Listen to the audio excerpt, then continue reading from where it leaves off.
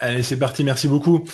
Pour me présenter rapidement, donc Nicolas Mercatilli, cofondateur de la plateforme Semjus, donc plateforme de netlinking. Semjus accompagne ses clients à gagner en visibilité sur Google grâce à des stratégies de liens qui sont très qualitatives et clés en main, et des stratégies de rédaction web également clés en main. Alors, je suis ambassadeur Semrush, je suis formateur Google, ambassadeur PrestaShop, et également le fondateur de WP Rank, qui est un thème SEO et un plugin d'obfuscation pour WordPress et WooCommerce. Donc ça, c'était pour la présentation. Le sommaire, première partie, petite intro IA et SEO. Deuxième partie, les prérequis d'une stratégie de netlinking, parce qu'il faut préparer sa stratégie en amont sur le site.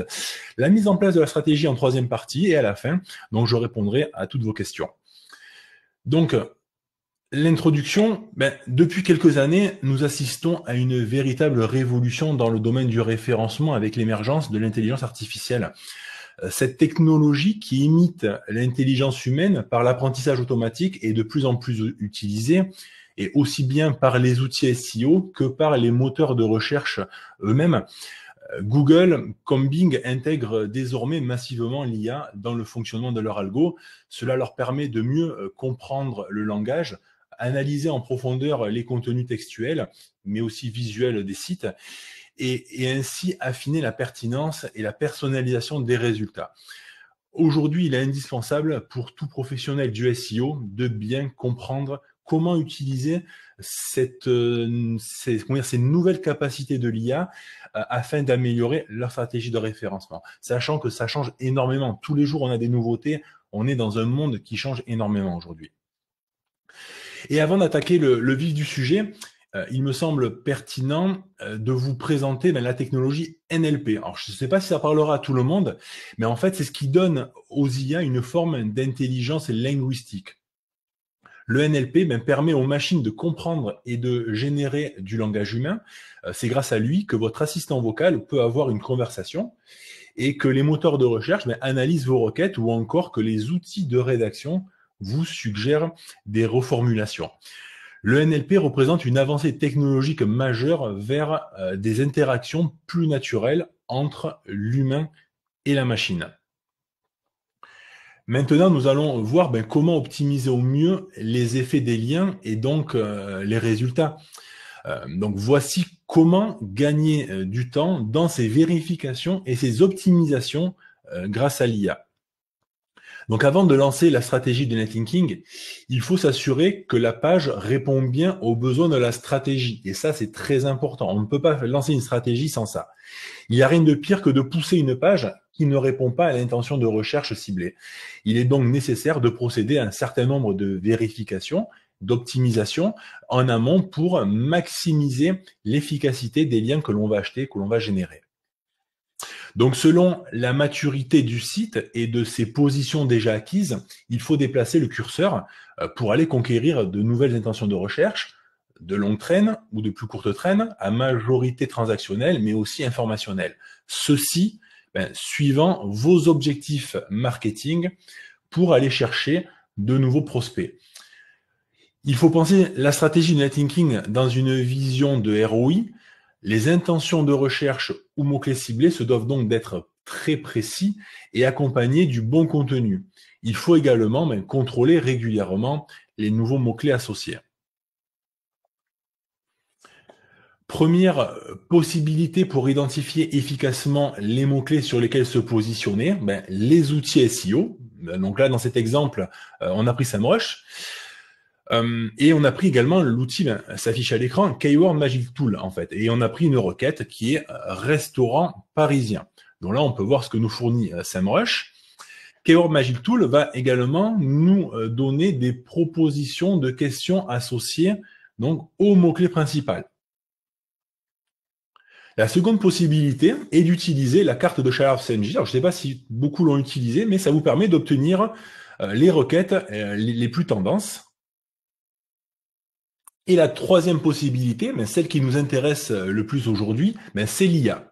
L'IA qui arrive également à identifier des mots-clés et à nous suggérer des termes connexes et de la longue traîne, et c'est ce qui peut se révéler extrêmement intéressant pour la mise en œuvre d'un cocon sémantique, par exemple.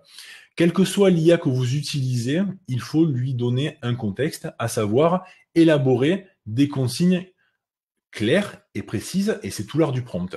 Dans cet exemple, je demande donc la même chose à deux IA. Donc j'ai pris Claude 2. Donc Claude, très peu de personnes l'utilisent, mais elle est très très pertinente dans certains cas. Et également ChatGPT qui est plus couramment utilisé. Donc le prompt, il est très simple. Tu es un expert en référencement naturel. Dans un objectif SEO, donne-moi les termes connexes et la longue traîne associés au mot-clé restaurant parisien. Donc Claude et ChatGPT nous offrent une sémantique très riche et très variée pour les termes connexes.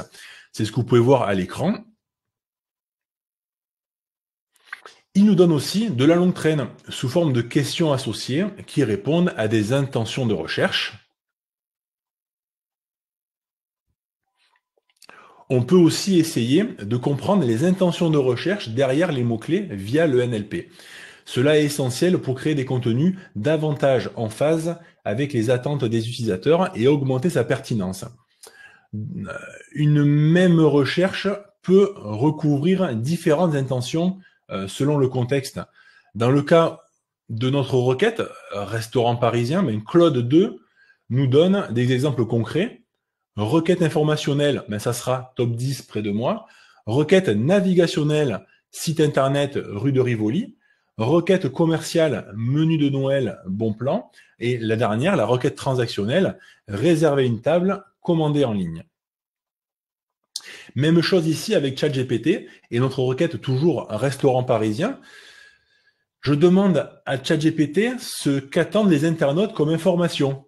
Et il me répond que les internautes cherchent à visiter ou à réserver un restaurant et que c'est une requête qui sera automatiquement commerciale. Donc cela correspond à ce que l'on voyait tout à l'heure chez SEMrush. Sur la capture SEMrush, on avait la majorité des requêtes qui étaient indiquées en tant que commerciales. Et ChatGPT me donne ensuite des exemples d'informations attendues, donc ce qui pourrait m'orienter pour optimiser le contenu de ma page.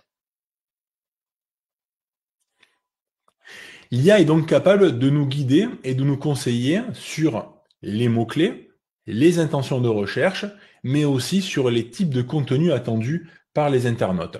Ce qui nous permet de travailler la page ciblée. Donc la page ciblée, ça peut être ou une nouvelle page qui est le plus souvent associée à une nouvelle requête, qu'il faut associer à une nouvelle requête, ou une page existante, mais qu'il faut optimiser sur une requête qui est déjà en place ou qu'on doit un peu plus travailler. Maintenant, il est temps d'auditer le contenu de la page ciblée par la stratégie de netlinking. Pour cela, nous utilisons le plugin Link Reader de ChatGPT. Alors, Link Reader, c'est un petit peu mon extension favorite, c'est celle que j'utilise le plus. Là, depuis peu, on a Bing qui a été intégré donc à ChatGPT. Bon, Bing fonctionne différemment de Link Reader, mais Link Reader permet d'analyser le contenu d'une page, permet d'effectuer des recherches sur Google, par exemple pour suivre des positions, de traduire des pages, de résumer du contenu, d'analyser des vidéos YouTube pour en extraire le contenu, de la reconnaissance OCR également. Moi, je lui ai envoyé des infographies et il a su vraiment me lire le contenu de l'infographie. Également de lire différents formats de documents. Ouais, vous pouvez lui l'envoyer sur différents formats. Il est capable de les décrypter et de lire le contenu de ces différents documents. Donc, j'active le plugin Link Reader et je donne à ChatGPT le contexte, l'URL de la page ciblée et le mot-clé ciblé. Je lui explique qu'il y aura plusieurs analyses et que j'attends pour chacune d'elles le résultat de son analyse et ses recommandations en détaillant sa réflexion. À savoir que j'ai pris l'exemple d'un des sites qui était positionné sur la requête Restaurant Paris. Voilà, j'ai pris un site au hasard. C'était un site qui était positionné sur cette requête-là, mais qui était un petit peu loin des premières positions. Donc la première analyse, est-ce que le mot-clé principal est présent de manière naturelle et répétée sur la page? ChatGPT va analyser les contenus texte, la title, la métadescription. Et il me donne ces recommandations que je vous ai soulignées en violet. Donc, au niveau des contenus texte, la title et la métadescription. Là, Deuxième analyse, la recommandation des mots-clés connexes, c'est-à-dire en rapport avec le mot-clé principal, un restaurant parisien. Donc là, il est important de lui préciser que je ne demande pas des synonymes de restaurant, parce qu'au début, je lui ai demandé, j'ai donné cette première consigne et il m'a donné tous les synonymes de restaurant. Mais là, j'ai dit non, je veux des mots-clés associés sémantiquement au terme restaurant. Je veux de la sémantique. Et du coup, ChatGPT me propose une sémantique associée. C'est parfait par rapport à ce que je voulais. Gastronomie, étoilé Michelin, sommelier, terrasse, plat du jour, etc. Troisième analyse, est-ce que le ton est adapté à la clientèle du restaurant? Donc là, on est sur un restaurant qui est très luxueux. Donc ChatGPT, il me répond que oui, le ton donc il me dit le ton, il est élégant, il est raffiné, il est adapté à une clientèle haut de gamme et exigeante. Donc on a le ton qui est bien en rapport avec la cible que l'on veut avoir. Quatrième analyse, le contexte, le contrôle de l'orthographe et de la grammaire, avec aussi la possibilité de reformulation. Donc là, ChatGPT, je lui demande de vérifier, de vérifier l'orthographe, la grammaire et de reformuler si besoin. Et il va nous soumettre ces reformulations pour améliorer la clarté et la fluidité du texte. Donc on peut le voir à l'écran. Donc il m'a proposé des reformulations. Là, dans ce cas-là, on n'avait pas de faute d'orthographe, il n'y avait pas de faute de grammaire, mais si c'était le cas, il aurait pu également nous refournir le contenu de la page optimisé et corrigé. La cinquième et dernière analyse, je lui demande de me proposer une citation personnelle pertinente qui pourrait avoir sa place sur cette page. Donc cela renforce l'EAT et cela rend le contenu plus humain. Donc ChatGPT me fournit: la gastronomie n'est pas seulement l'art de bien manger, c'est l'art de vivre une expérience, de voyager à travers les saveurs et de célébrer l'héritage d'une tradition. C'est parfait. Voilà. Ce qu'il m'a donné, c'est parfait, c'est bien tourné. J'ai une belle citation personnelle que je peux venir intégrer à la page d'accueil du site, à la page qu'on cherche à travailler actuellement. Pour auditer le contenu, on peut aussi utiliser un outil clé en main tel que SEMJ. Donc les recommandations de SEMJ vont couvrir la balise titre, la longueur du texte, les intentions de recherche, les questions, les PA, les termes associés, etc. Sur la page en l'état actuel, la page brute telle qu'elle est aujourd'hui, on est sur un score de 1%, donc on est sur une page qui est très très mal optimisée.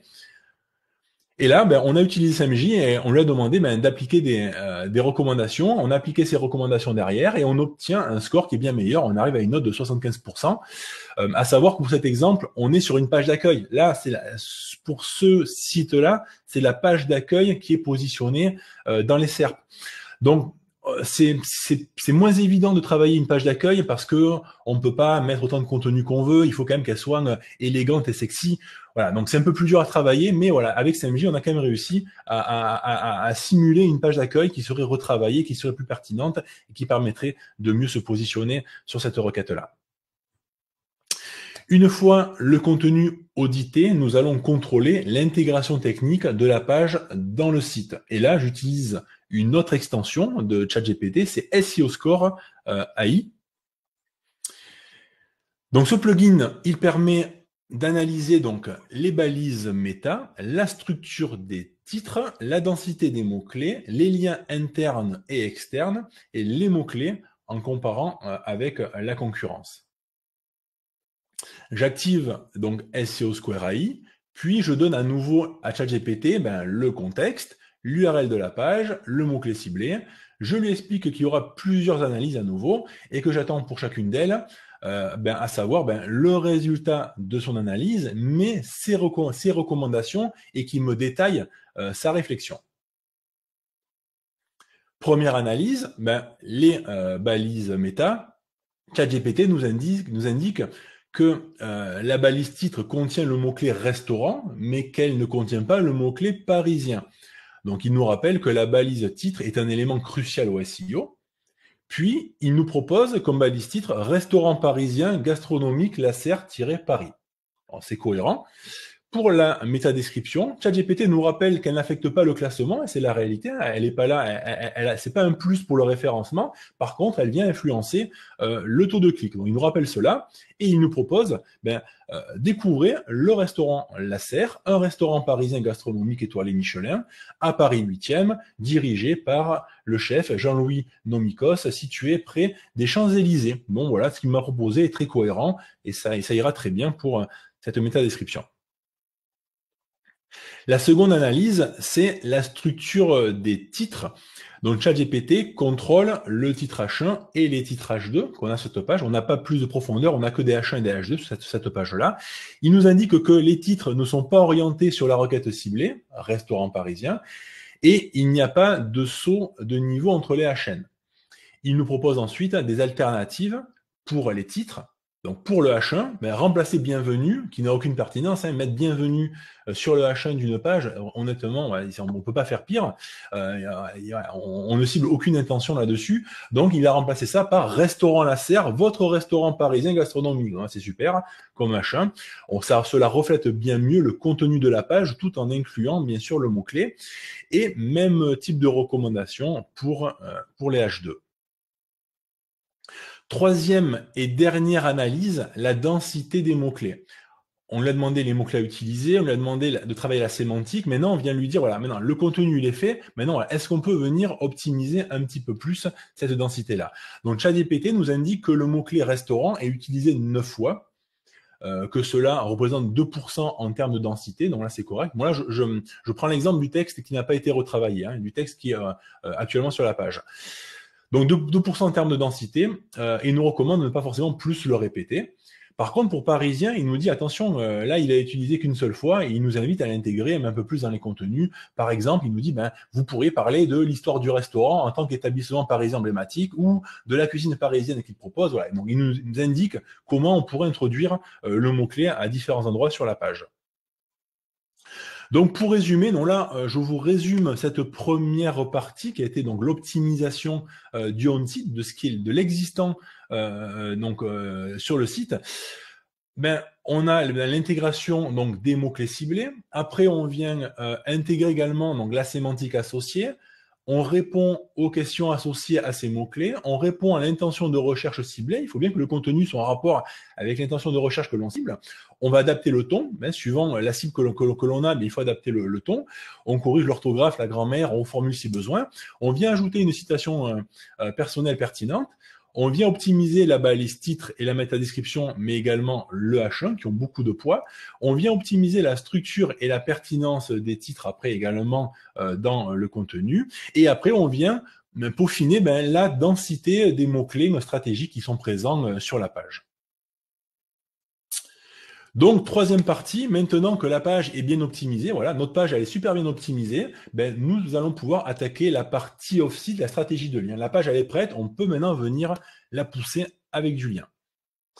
Donc, avant de rentrer dans le vif du sujet, je souhaite introduire rapidement les critères clés pour choisir de bons sites partenaires, des bons sites éditeurs, afin d'y placer des liens sponsorisés. Comme je le répète souvent, tous les liens n'ont pas la même valeur. Il faut donc définir des critères clés, dont là, je vous en ai listé 6, vous en avez 6 à l'écran.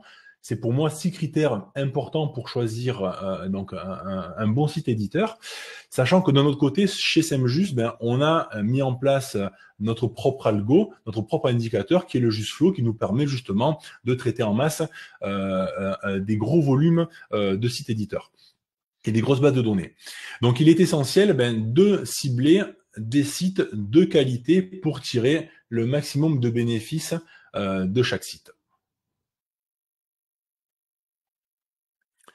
À ce jour, il n'existe aucun outil IA qui permettrait d'identifier de potentiels domaines référents pertinents. Voilà. Aujourd'hui, on a besoin d'acheter des liens, il n'y a aucun outil où on va cliquer, tac, il va nous donner une liste. Non, l'IA pourrait simplement identifier les domaines référents qu'un concurrent aurait, et que vous ne posséderez pas. C'est-à-dire vous allez exporter, vous prenez SEMrush ou SEO Observer ou autre, vous allez exporter la liste de backlinks d'un concurrent, vous exportez votre liste de backlinks à vous, vous envoyez ça à ChatGPT dans le code interpréteur et il va vous sortir les domaines que vous pourriez éventuellement démarcher pour obtenir un lien. Alors que si comme nous, si comme SEMJUS, vous possédez une grosse base, un gros catalogue de sites, ben, l'IA peut traiter en masse et de manière très pertinente quels sont les sites les plus éligibles pour un site client en fonction du JUSFlow, donc notre indicateur interne, de la sémantique. Il va regarder la sémantique de votre site et la sémantique du site, des sites partenaires, de la thématique également. C'est pas parce qu'on a des mots-clés positionnés sur une thématique que le site est forcément dans cette même thématique, et également de différentes métriques SEO. Et après, il faut savoir que le choix final revient toujours à notre équipe qui valide manuellement les sites les plus pertinents pour nos clients. L'IA, elle est là pour nous dégrossir un petit peu le travail. Par contre, voilà, elle pourra pas, on lui laisse pas le choix de choisir le site. L'IA, c'est un précieux assistant qui prépare votre travail, mais c'est bien l'humain qui garde la main sur la décision finale des sites à associer. J'en viens maintenant à un aspect technique, mais néanmoins très important. Pour les stratégies de lien, c'est ce qu'il faut le plus regarder. Ce sont donc les variations des encres de lien. Il est primordial de varier les encres autant que possible en évitant les répétitions à l'identique. Pourquoi ? Tout simplement parce que les moteurs de recherche sont capables de détecter des schémas de lien artificiels. Quand une même encre de lien est reproduite tel un copier-coller sur différents sites, honnêtement, ça sent mauvais. Donc, alors, comment bien faire varier ces encres ? Plusieurs bonnes pratiques. Choisir des formulations en lien direct avec le contenu de l'article de manière naturelle et pertinente. Jouer sur les synonymes, les reformulations, les expressions voisines pour éviter donc les répétitions d'une même expression.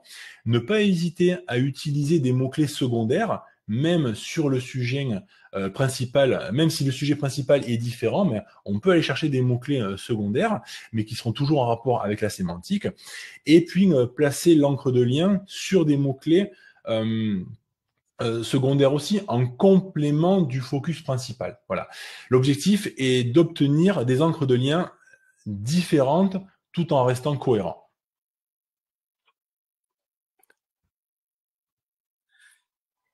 Donc l'IA nous facilite grandement la tâche une fois de plus. Il suffit d'aller sur SEMrush, je vais exporter les encres de lien de notre site, et puis je vais lui demander de nouvelles encres, tout en variant les formulations, les synonymes, etc.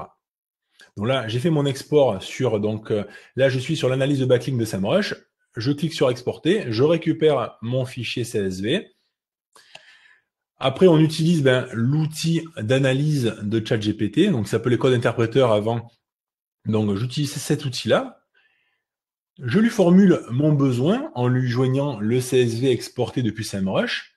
Donc les consignes, analyser la colonne encre de lien, proposer 12 encres de lien différentes associées à Restaurant Paris, et en lui demandant aussi 4 à 7 mots par encre, de jouer sur les synonymes, les expressions voisines, les mots-clés secondaires, des encres naturelles et d'intégrer des mots-clés géographiques.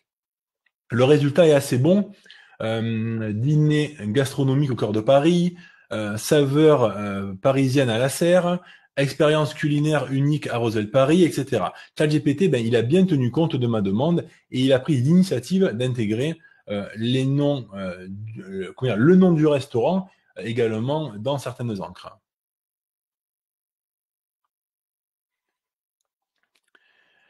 Maintenant que les encres de lien sont définies, nous allons définir les sujets des contenus. L'un des enjeux clés lorsque l'on rédige des articles destinés à du netlinking est de trouver des sujets pertinents qui apporteront une réelle valeur ajoutée au lecteur. Pour relever ce défi, il y a analyse en amont des millions de requêtes qui sont effectuées par les internautes. Son objectif est d'identifier des sujets pertinents et recherchés en rapport avec l'activité de notre client annonceur. L'IA nous fait aussi gagner un temps précieux mais nous garantit que les contenus seront engageants et apportant une valeur ajoutée au lecteur. Donc je retourne sur ChatGPT, je lui demande de me trouver des idées de sujets en rapport avec les sites du client, mais aussi avec les encres de liens proposés. Je précise que cela doit être en lien avec le secteur d'activité du site client, être utile pour les lecteurs, intégrer des sources et données crédibles, etc. ChatGPT répond à ma demande en me proposant les sujets des articles, la façon dont il faut tourner l'article et comment y intégrer l'encre de lien. Et là, en violet, je vous ai souligné les encres de lien qui sont correspondantes des deux côtés.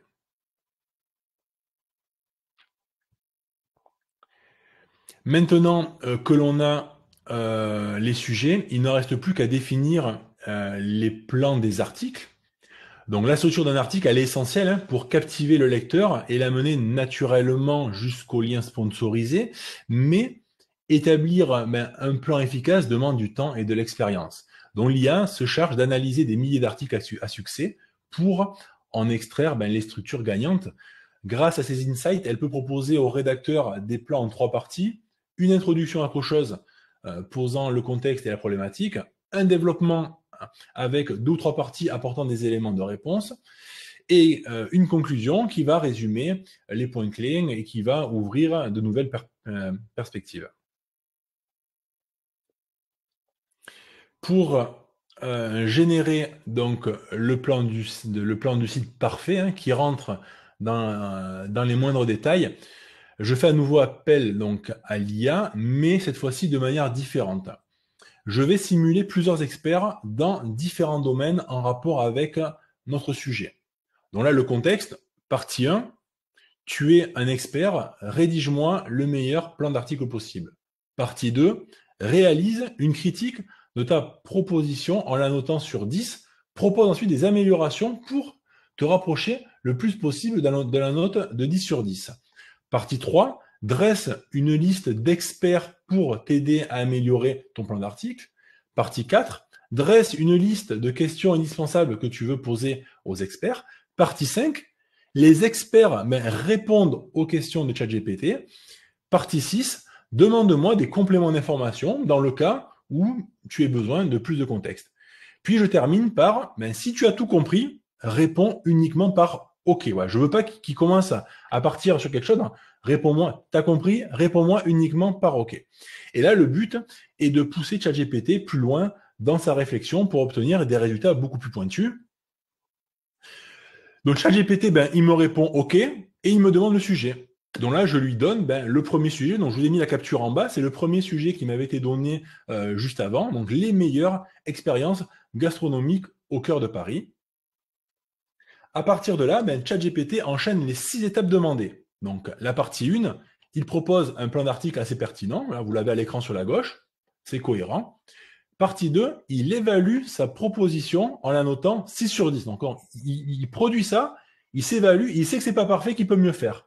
Donc, et là, il propose ensuite des axes d'amélioration comme approfondir l'histoire gastronomique, inclure des témoignages, mettre en avant des expériences insolites, etc. Partie 3, donc c'est celle-là que j'adore, il va me définir 5 experts en capacité d'améliorer le plan de l'article. Donc il me dit, en 1, je veux un chef étoilé Michelin, en 2, je veux un historien de la gastronomie, en 3, une critique culinaire, en 4, un sommelier parisien, et en 5, un photographe culinaire. Ok, très bien, soit ChatGPT, partie 4, il vient poser donc les questions aux experts. On en a toutes les questions qui sont aux experts sur la partie de gauche. Et puis, après partie 5, les experts vont répondre aux questions de ChatGPT. Donc, cela permet à ChatGPT d'obtenir, de pousser. En fait, il va s'auto-obliger à aller chercher plus d'expertise dans un domaine bien précis. Et là, ça va beaucoup plus loin que quand on est simplement, on lui fait un petit prompt, rédige-moi un contenu là-dessus. Non, là, on lui dit, on a besoin de telle thématique, on veut tel sujet, trouve-moi les experts et pousse la réflexion de chaque expert dans son domaine. Et après, on en fait une synthèse. Et ChatGPT, partie 6, il me demande des compléments d'information. J'avais dit, bon là, c'est des choses qui sont pas claires. Tu as eu tous les éléments, tu as posé les questions, les experts t'ont répondu. Maintenant, est-ce que tu as besoin d'informations complémentaires? Et là, il me dit, question 1, les points à mettre en avant, je lui réponds, ce qu'il faut mettre en avant, c'est le dîner gastronomique au cœur de Paris. Et je lui dis, tu mentionnes également le restaurant La Serre. Deuxième question, le public, vers quel public l'article doit être orienté? Je lui dis, là, on vise comment dire, les touristes, donc tu vas l'orienter là-dessus. Et en troisième question, mes éventuelles expériences gastronomiques de mon côté, et là, bon, j'ai pas forcément quelque chose à lui dire, je lui dis, bon, non, là, j'en ai pas, tu tiens pas compte de la troisième question.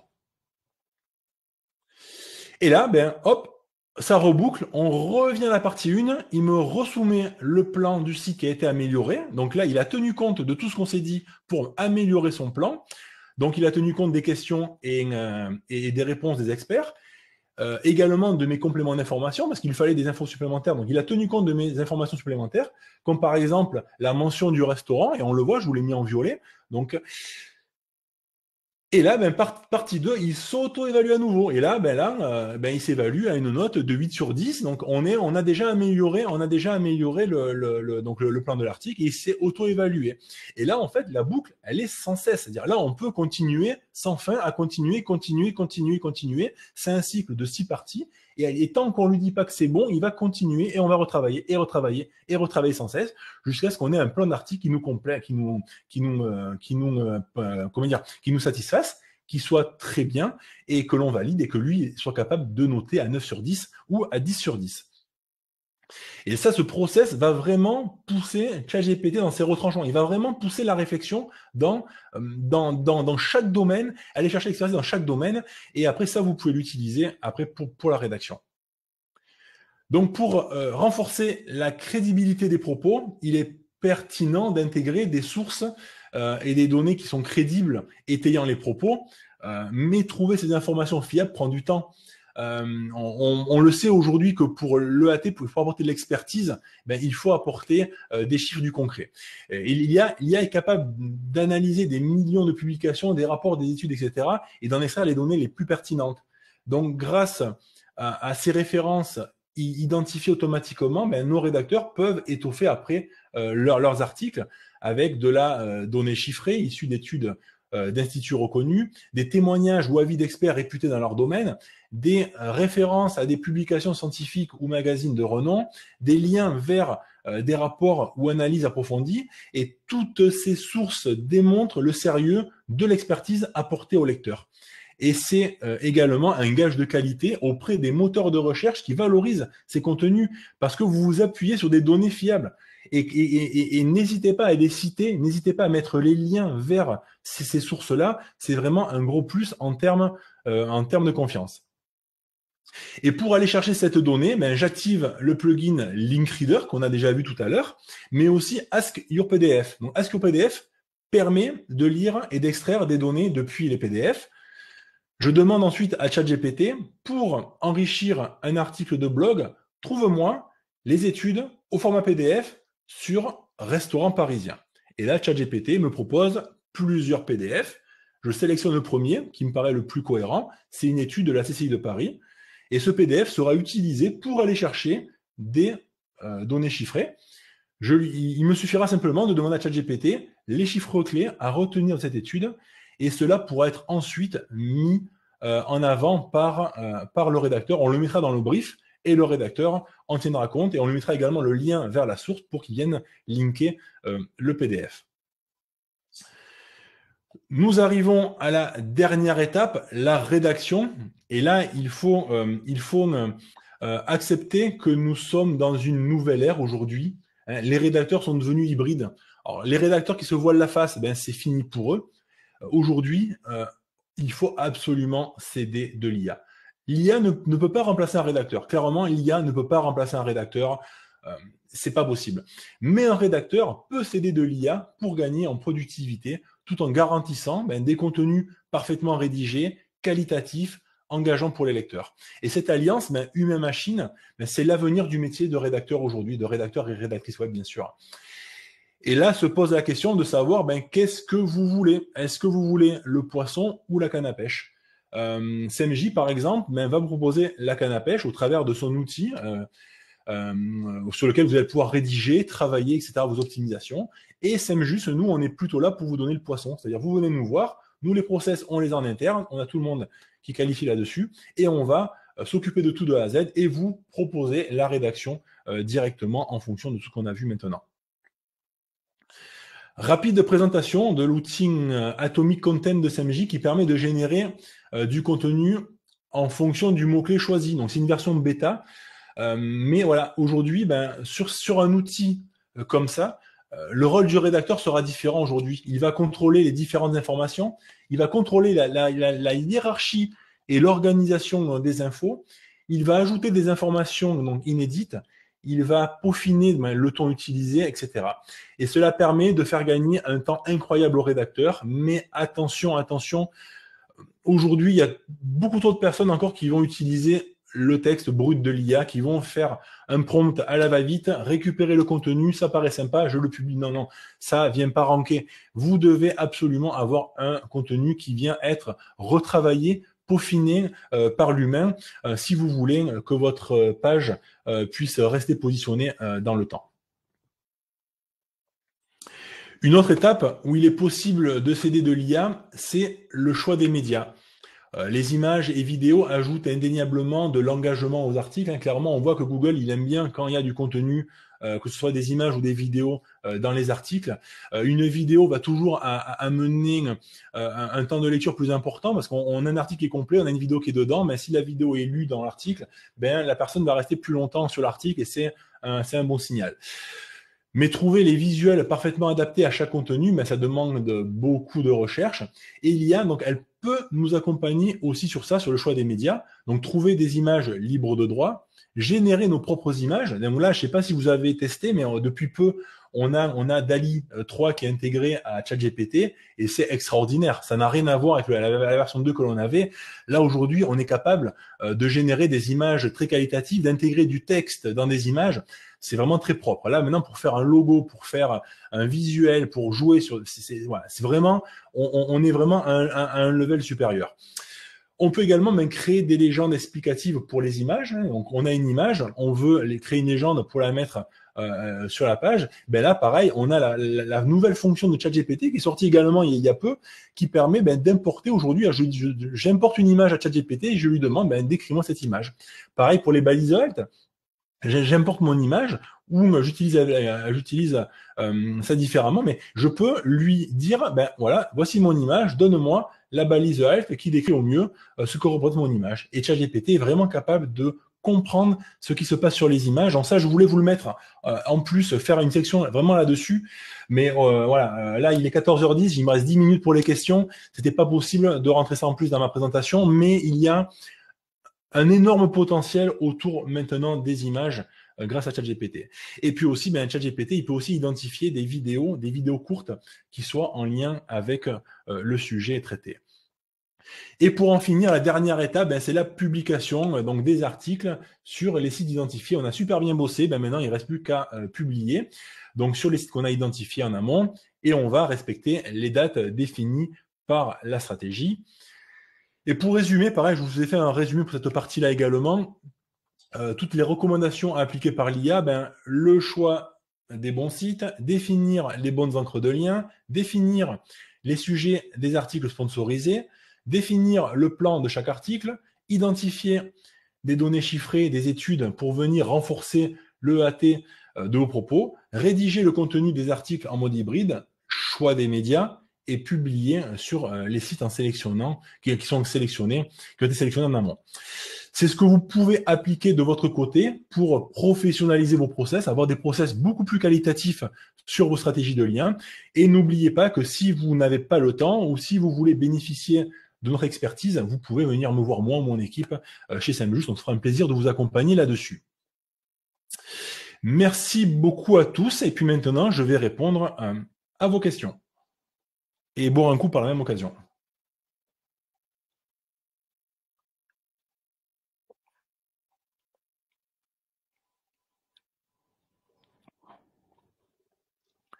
Alors, je vais reprendre vos questions. J'ai beaucoup de questions. J'en ai une vingtaine.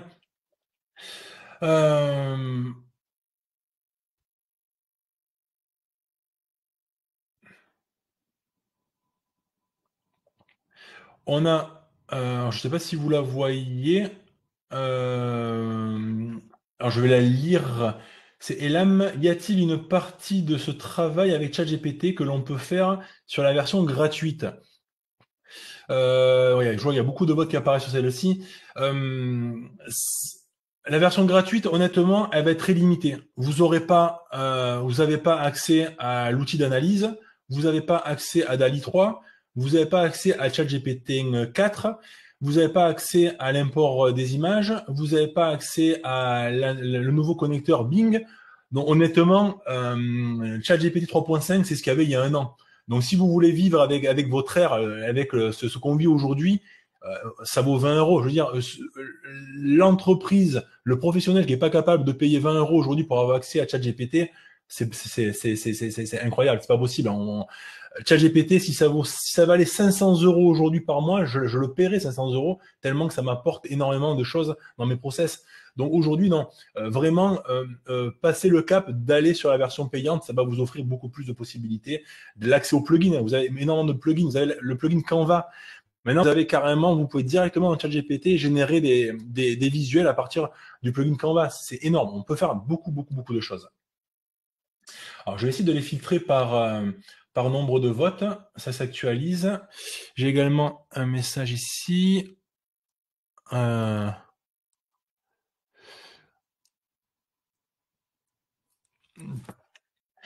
Du coup, qu'est-ce que j'ai? Hop, j'ai terminé de répondre. Je vais prendre la deuxième qui a le plus de votes, celle-ci, celle de Bilal. Bilal crée du contenu à l'aide de ChatGPT. Posera-t-il un problème de copyright? Alors, non, il n'y a pas forcément un problème de copyright. Et puis surtout, comme je l'ai dit, c'est une aide. Ce qu'il faut comprendre, Bilal, c'est que le ChatGPT est là pour vous aider à gagner du temps. La rédaction, elle est hybride.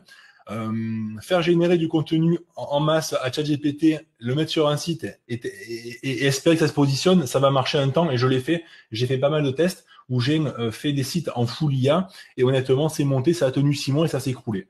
Il y a plein d'outils aujourd'hui qui vous permettent comment dire, de détecter si un contenu a été généré avec IA ou pas.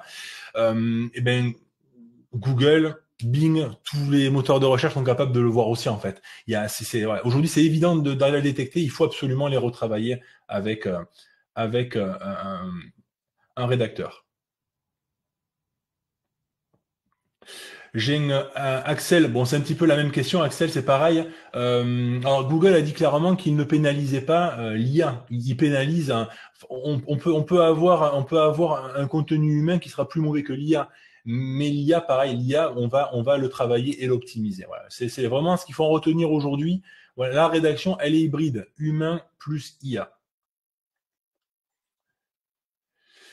Alors, Chloé qui me dit, sachant que les connaissances de ChatGPT 4 sont arrêtées, hop, ça bouge à l'écran, sont arrêtées à janvier 2022, ne peut-on pas craindre un retard sur la pertinence des liens suggérés dans une stratégie netlinking fin 2023? Non, effectivement, c'est le problème qu'on avait il y a à peu près un mois, mais maintenant, sur ChatGPT, la version payante, vous avez accès maintenant au navigateur, à naviguer à travers de Bing et vous avez comment dire, vous avez la data en live. C'est-à-dire, ChatGPT, aujourd'hui, grâce au connecteur Bing, il va chercher les infos en live. Donc, on n'a plus ce problème de ChatGPT qui était caduque, qui était obsolète à 2021-2022. Aujourd'hui, grâce à la version payante et au connecteur Bing, on peut aller chercher de la data. On a aussi Linkreader qui permet aussi, on lui met une URL, il peut aller chercher aussi de l'information dans les SERP ou sur un site, etc. Donc, on n'a plus ce problème-là. Mais il faut passer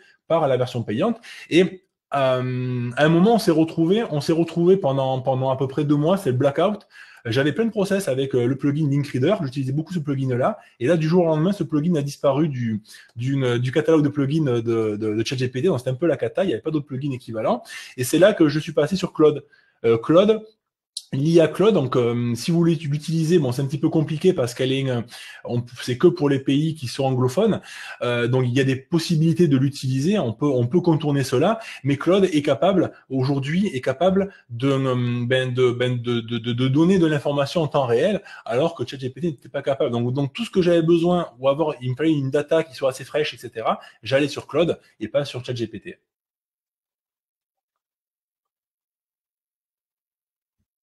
Euh, alors, très bonne question de Noman. Concernant l'EAT, vous avez parlé de données chiffrées. On nous dit toujours qu'il ne faut pas se fier à ChatGPT concernant les données. Comment peut-on être sûr que les données seront fiables? L'IA peut-elle halluciner de fausses études?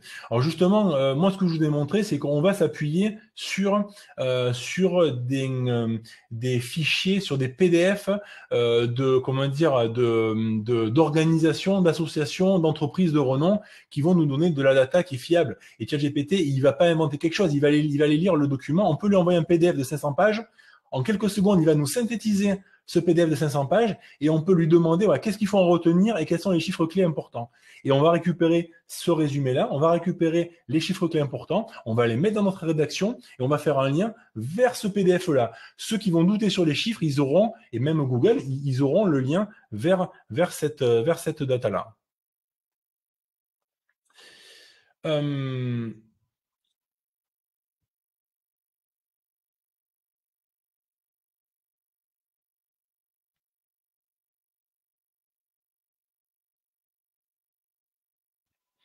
Alors, comment peut-on installer le plugin Linkreader? Ben, il suffit d'aller dans ChatGPT 4 version payante. Vous activez dans les paramètres les plugins et vous allez pouvoir après installer les plugins. C'est vraiment très simple.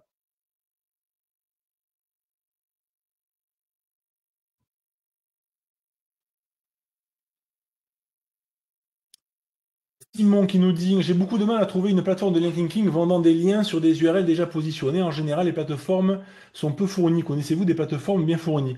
Ben, on avait une plateforme qui était spécialisée là-dessus, c'est Next Level, mais ils sont en liquidation judiciaire et du coup la plateforme n'est plus en ligne et n'existe plus.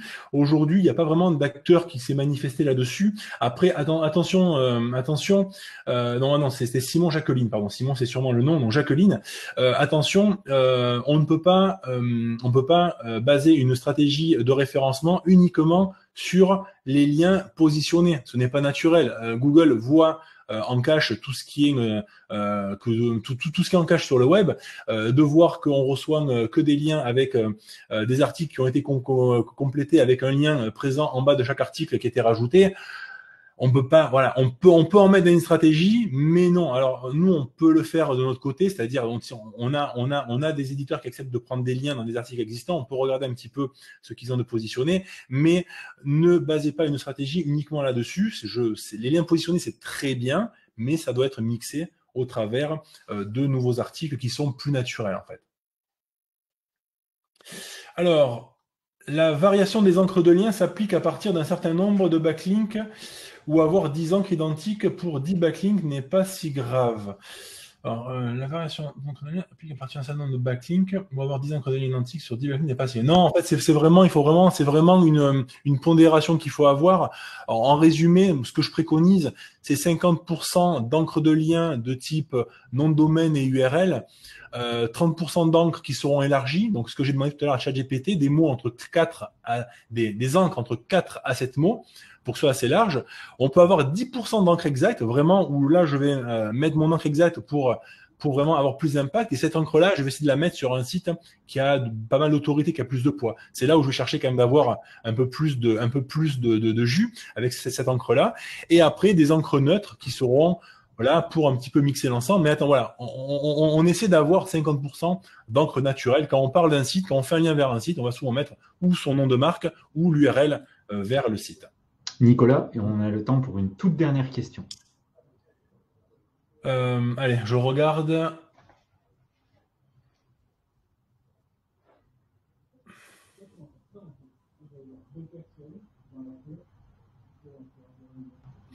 Alors, lorsque l'on a un site en bonne santé technique et que des contenus qualitatifs pertinents, optimisés SEO et EAT, Le netlinking est-il le dernier recours pour viser des positions supplémentaires? Alors, c'est pas le dernier recours. Le netlinking, en fait, c'est ce qui vient en dernier. C'est-à-dire, en premier, si on reprend les piliers du SEO, on a le site, la structure du site, on a le thème qui est utilisé, comment c'est maillé, etc.